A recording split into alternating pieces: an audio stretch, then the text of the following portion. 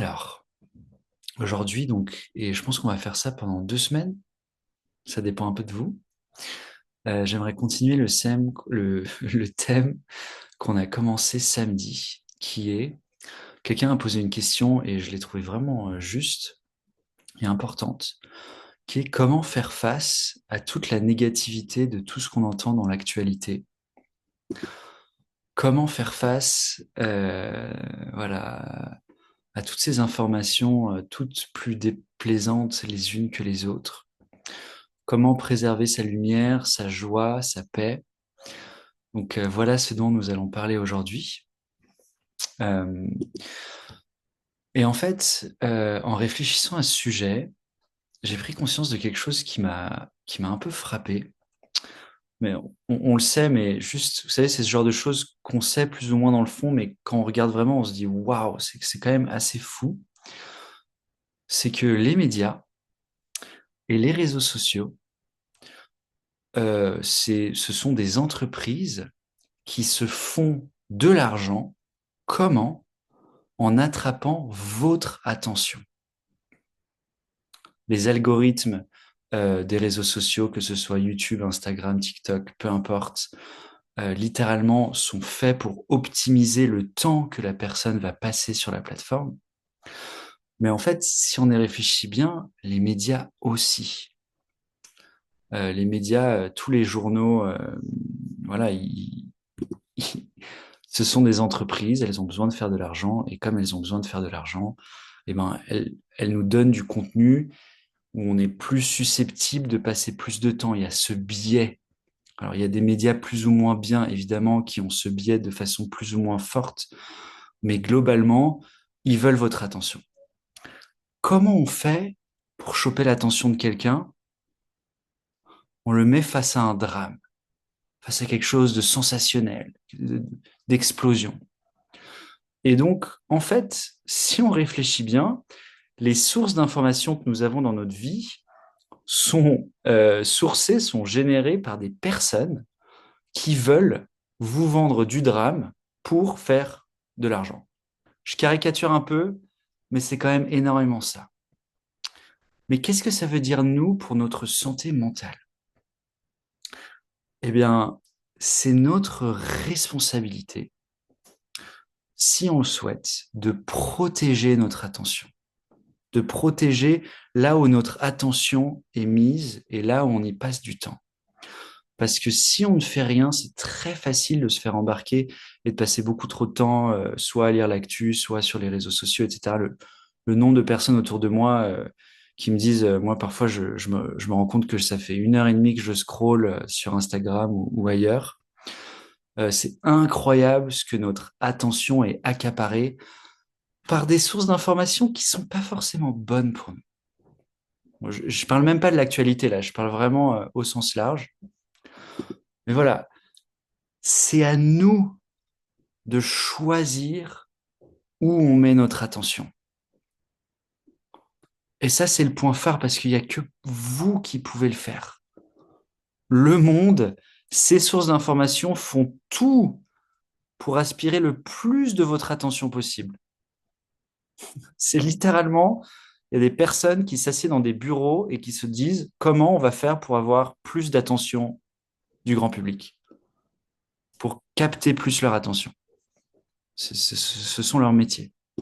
Donc voilà, si on veut pas subir ça, c'est vraiment notre responsabilité. Voilà, quelqu'un dit les réseaux sociaux deviennent addictifs.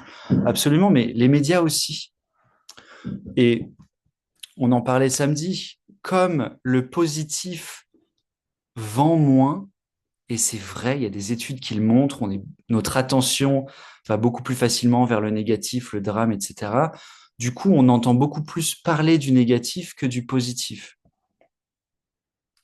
On nous dit pas tous les 2 jours, tiens, il n'y a jamais eu aussi peu de guerres dans le monde qu'aujourd'hui par habitant.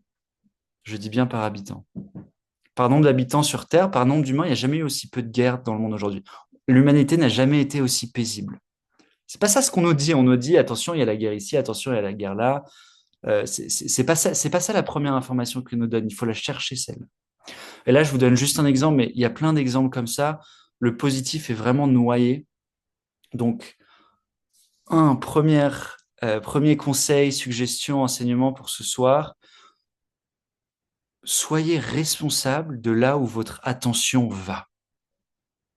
C'est probablement le truc le plus important. Et soyez responsable justement de pas trop la donner là où c'est pas forcément positif ou juste pour vous. En aucun cas est-ce que je suis en train de dire de pas aller sur les réseaux sociaux ou de pas aller, voilà, de pas lire les informations. Je pense que ça a vraiment sa place, mais on peut le faire vraiment intelligemment. Est-ce que tout le monde me suit? Ok, très bien. Sujet un peu lourd, je sais, mais je pense que c'est vraiment important. C'est quelque chose qui nous concerne tous et l'actu a été un peu délirante ces dernières semaines, enfin ces derniers mois. En même temps, est-ce qu'il y a 5 ans, on n'aurait pas dit la même chose? À voir. Euh, c'est probablement un peu toujours un peu fou, mais ça a été particulièrement salé. Donc voilà, des petits conseils importants.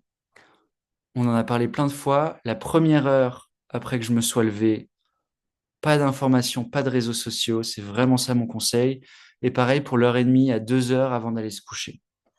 Si je commence ma journée par un pic de stress, je donne le ton pour le reste de ma journée, pour comment je vais me sentir pour le reste de la journée. Ça. Commencer avec ce stress, c'est pas du tout une bonne idée si ce qu'on cherche, c'est justement préserver notre système nerveux, etc., notre santé mentale. Si je regarde les informations ou que je vais sur les réseaux sociaux pendant l'heure et demie à 2 heures avant d'aller me coucher, c'est pareil, mais pour la nuit. Je vais me coucher du coup dans cet état de stress. Pareil, si vous regardez une série super intense et violente, etc., ça vous met dans cet état de stress, ça va affecter vos rêves, ça va faire que vous allez aller dans un état de sommeil moins profond. Voilà, ces moments-là sont vraiment à préserver quand on est dans cette quête de paix, de douceur. Et puis aussi, c'est quelque chose qui me touche beaucoup, moi.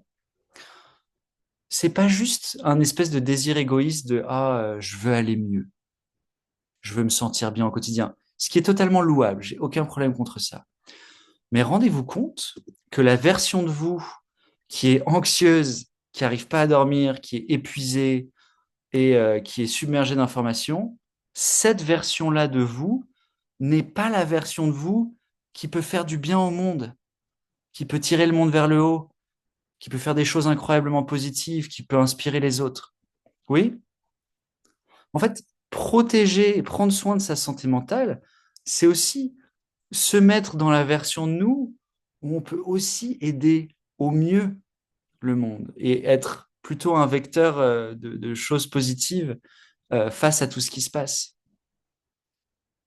Quelqu'un dit, c'est malheureusement le moment où on a le temps de regarder des séries, etc. Et il y a pas j'ai pas de réponse magique. Évidemment, faites ce que vous voulez, faites ce qui vous paraît juste. Si votre plaisir des séries le soir est tellement important pour vous, bah, allez-y. Voilà, c'est un dilemme. Est-ce que je préfère vraiment préserver mon état de paix intérieur ou est-ce que je préfère me faire plaisir avec cette série, etc. Donc, chacun sa décision. Il y a pas une décision meilleure. Je pense que chacun fait un peu sa soupe et son mélange. Moi, c'est le fait de me lever pour réveiller les enfants qui me stresse dès le matin. Ok, bah, astuce peut-être, est-ce que tu peux te lever 10 minutes plus tôt, méditer 10 minutes avant de réveiller tes enfants? Comme ça, le stress y monte, mais au moins tu travailles dessus. Voilà, parce que tu peux pas réveiller les enfants, c'est pas un truc que tu peux décaler d'une heure. Enfin, je sais pas, hein, mais je pense pas. Je pense que la clé est de dépenser son temps en conscience. Voilà, merci, c'est une très bonne reformulation de ce que je voulais dire. Le temps, donc, là où on met notre attention, qu'on choisisse intelligemment où on met notre attention. Et et vraiment, enfin, le nombre de personnes, pardon, hein, je vais parler un peu crûment, mais qui perdent un temps fou, qui passent 4 heures à scroller, et puis après, ils se sentent fatigués, épuisés, et voilà, ça leur a rien vraiment apporté, ils se sentent juste moins bien. C'est tellement facile de se faire avoir parce que ces algorithmes sont faits pour accaparer notre attention et sont faits pour que ce soit addictif, etc. Donc voilà, La version de vous qui peut servir le monde, je pense, le plus, à mon sens, c'est celle qui se sent plutôt en forme, pas trop anxieuse et qui a ménagé justement son espace, son temps, son attention. Est-ce que c'est clair pour tout le monde? Ok. Est-ce que quelqu'un a des questions peut-être rapidement?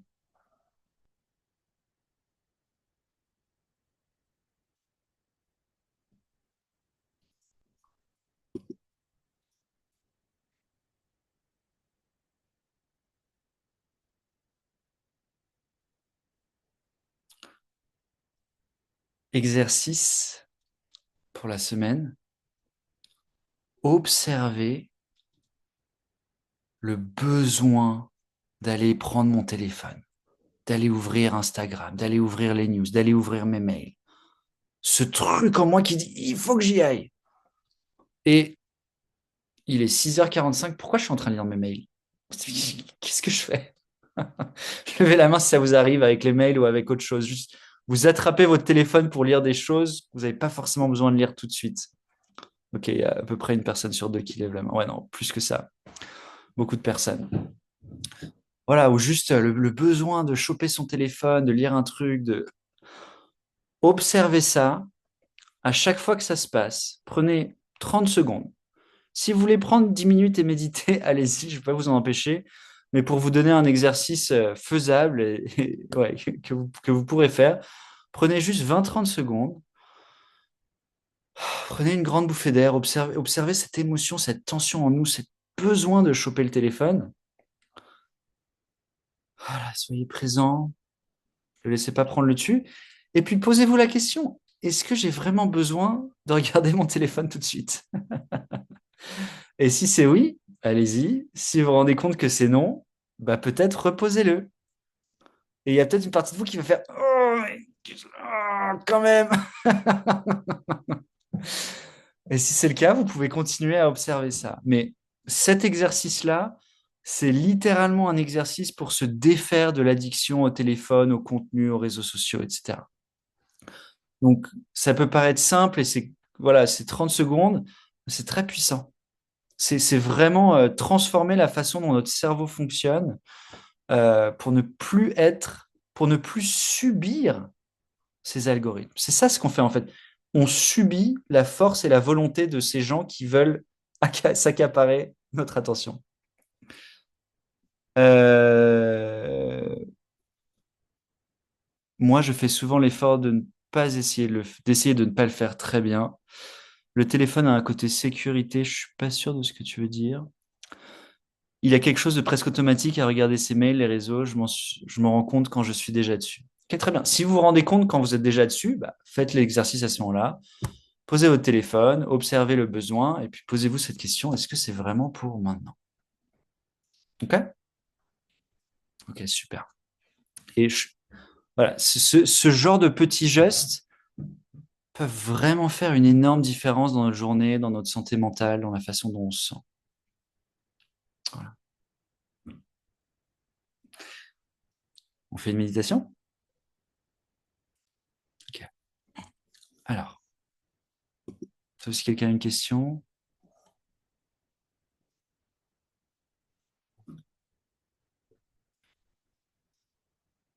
Alors, installez-vous avec le dos bien droit.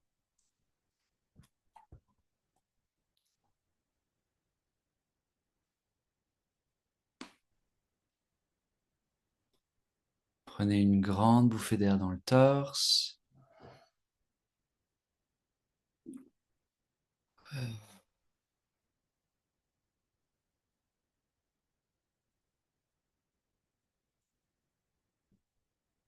Je détends mes épaules,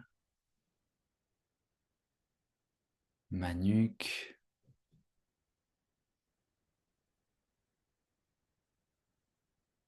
mes sourcils,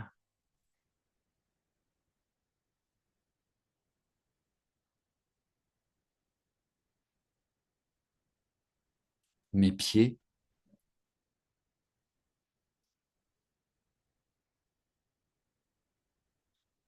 mes genoux,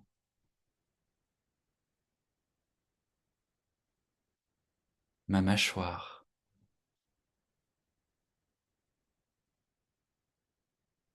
Je détends mes hanches.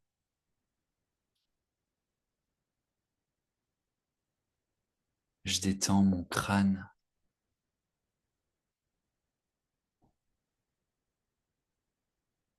Je détends l'ensemble de mon corps. Je prends une grande bouffée d'air et sur l'expiration, je lâche toutes les tensions dans le corps.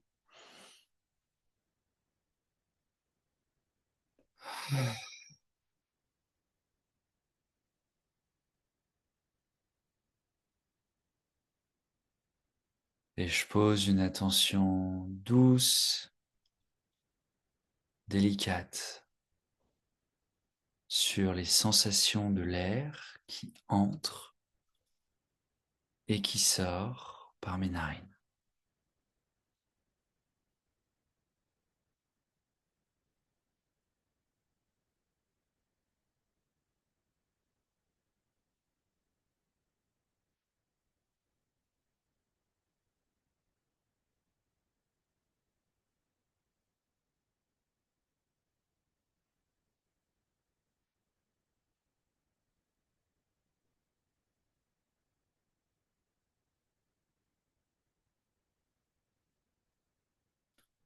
Si vous respirez par la bouche, c'est pas grave, c'est la même chose. Je sens les sensations de l'air frais qui entre, puis de l'air un petit peu plus chaud qui sort.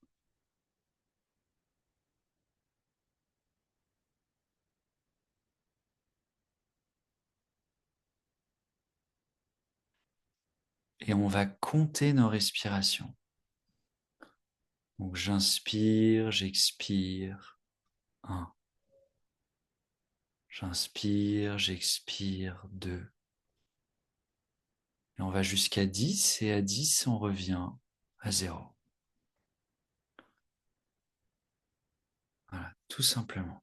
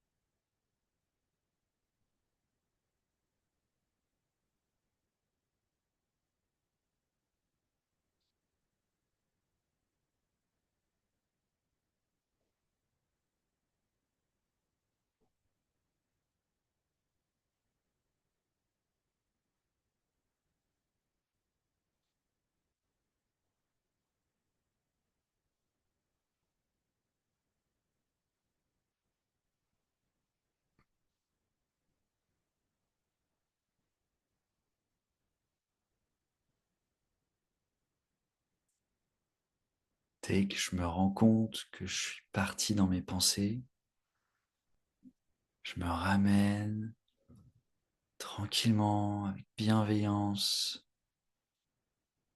vers la méditation. C'est normal que le mental nous embarque ailleurs.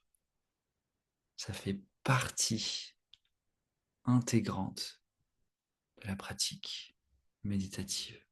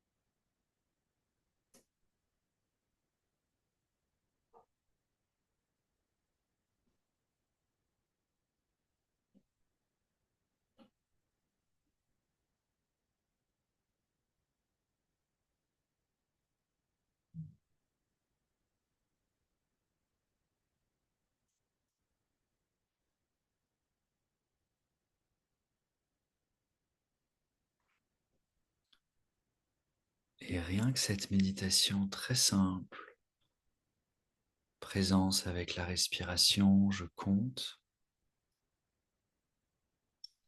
Excellent pour ramener son attention et ne plus être justement dans ces boucles d'addiction aux informations.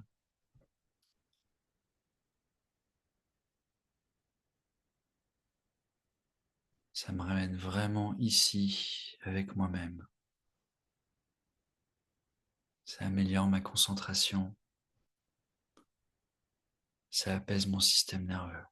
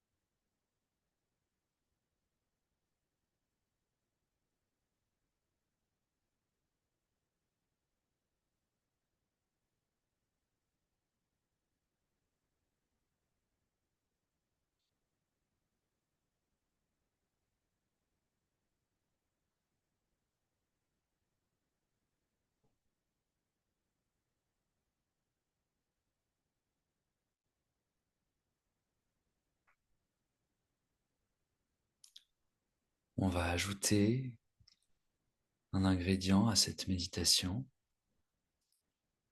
Déjà, on va arrêter de compter. Et maintenant, je vous invite à observer où votre attention va quand elle part de la méditation. Quand tout d'un coup vous êtes ailleurs, observez ce qui se passe. N'essayez pas d'analyser, juste observez. Ah tiens, là je suis en train de penser à ça. Tiens, là je me mets à rêver un peu.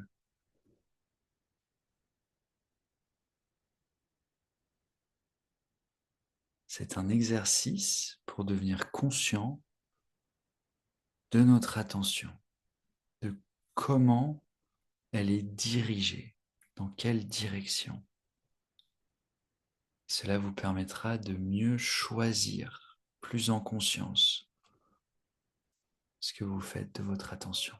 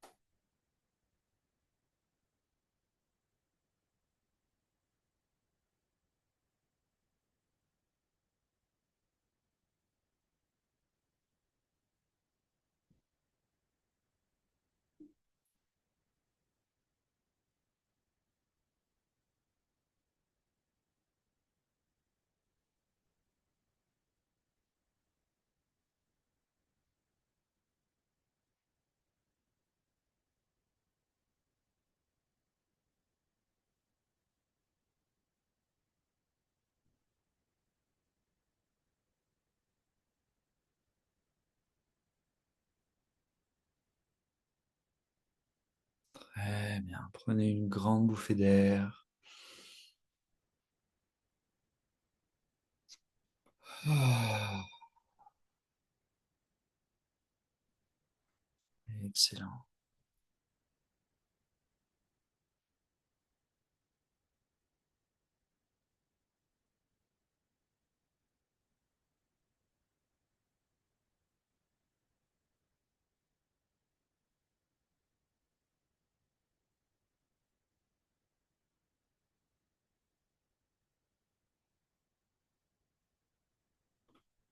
Une autre façon extraordinaire de récupérer son attention, c'est de la mettre dans le corps. Dans le corps, on se sent plus ancré, plus stable. Amenez votre attention dans les orteils du pied gauche,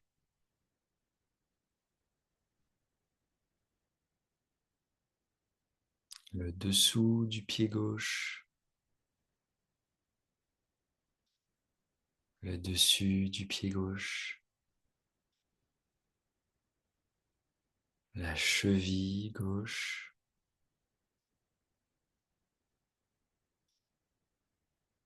le tibia,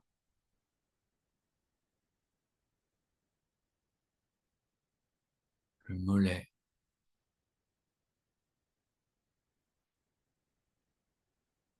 le genou,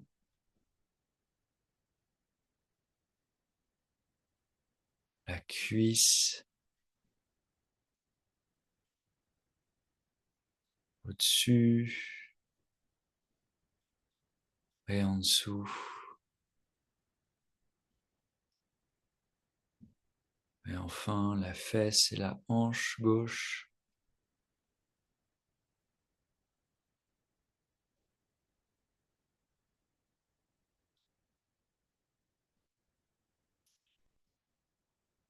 On fait la même chose avec l'orteil du pied droit,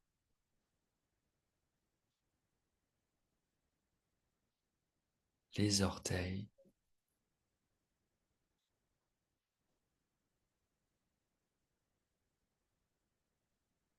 le dessous du pied droit,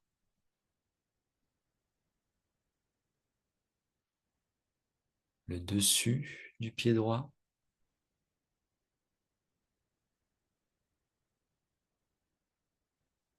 la cheville,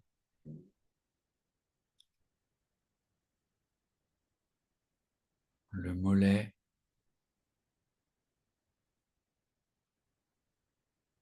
le tibia,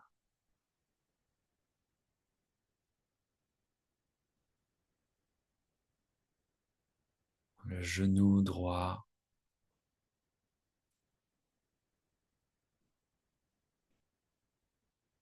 la cuisse droite, d'abord le haut, dessus,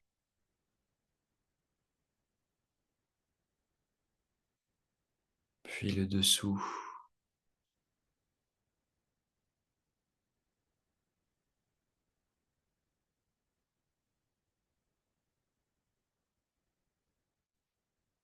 enfin la fesse et la hanche droite.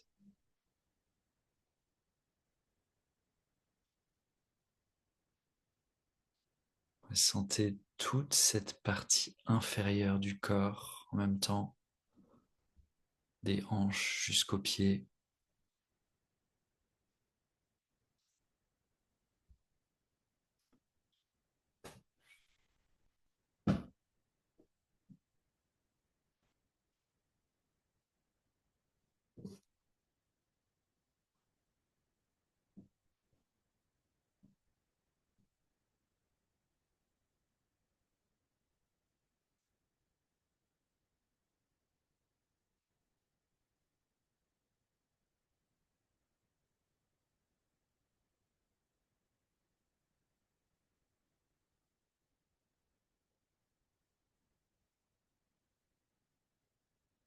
Et on continue, je me concentre sur le bas du dos droit,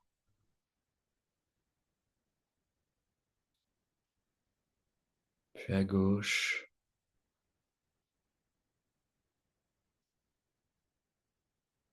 le milieu du dos à droite, puis à gauche,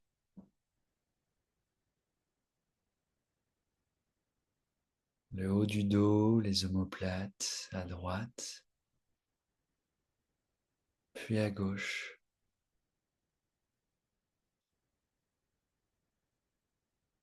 Je sens mes épaules et ma nuque.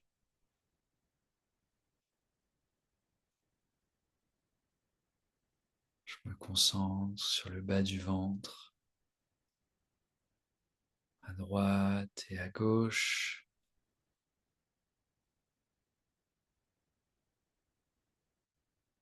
autour du nombril, l'abdomen, à droite et à gauche.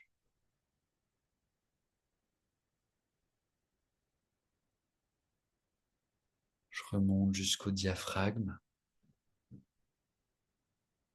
et la cage thoracique.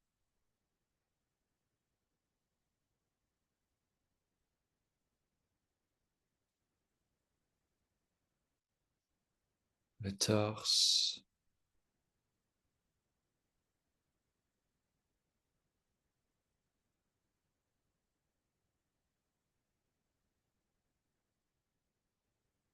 je remonte jusqu'en haut du torse, les clavicules à droite, à gauche,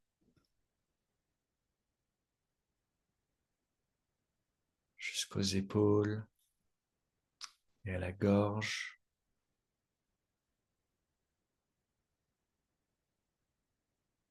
Je sens mon menton,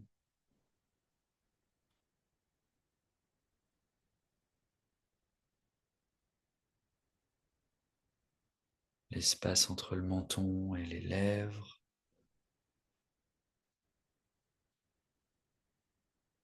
la lèvre inférieure, la lèvre supérieure,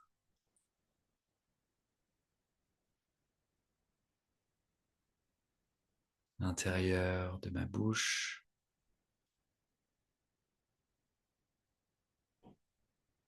la joue à gauche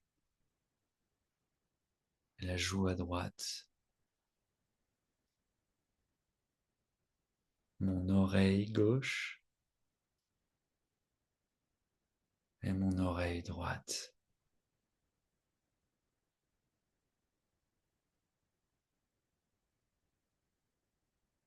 Je reviens à mes narines,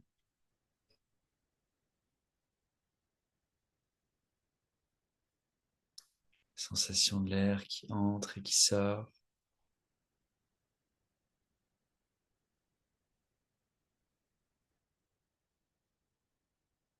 mon nez,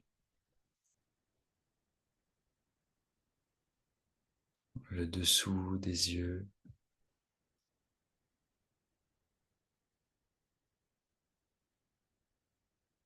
les paupières,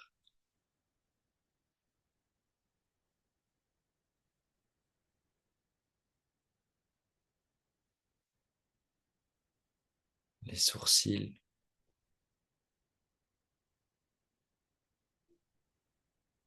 le front,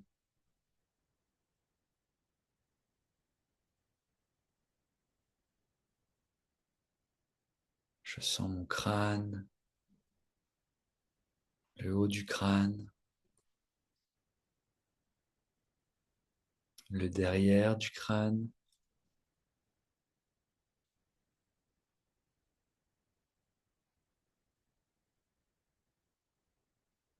et je sens maintenant tout mon corps de la tête aux pieds.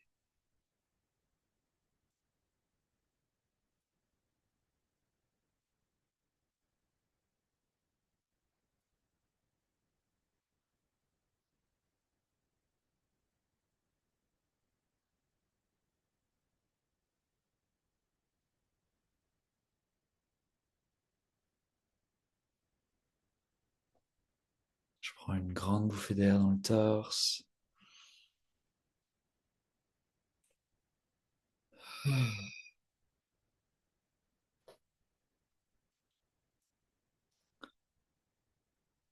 Si vous souhaitez rester en méditation, n'hésitez pas. Sinon, vous pouvez lentement remuer quelques orteils,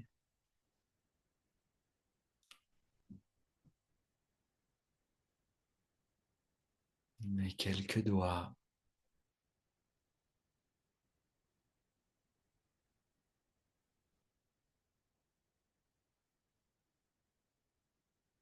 Et remuer vos épaules.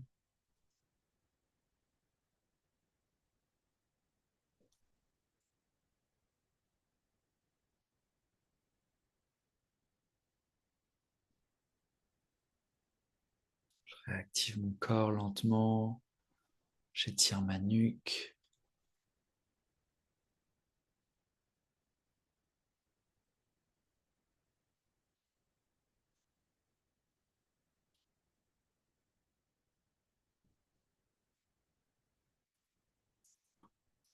Je peux joindre mes deux mains, les lever vers le ciel, le plafond, étirer ma colonne vertébrale.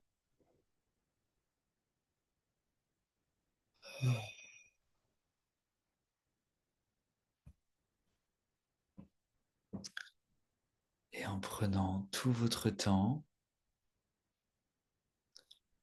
gentiment revenir, ouvrir les yeux.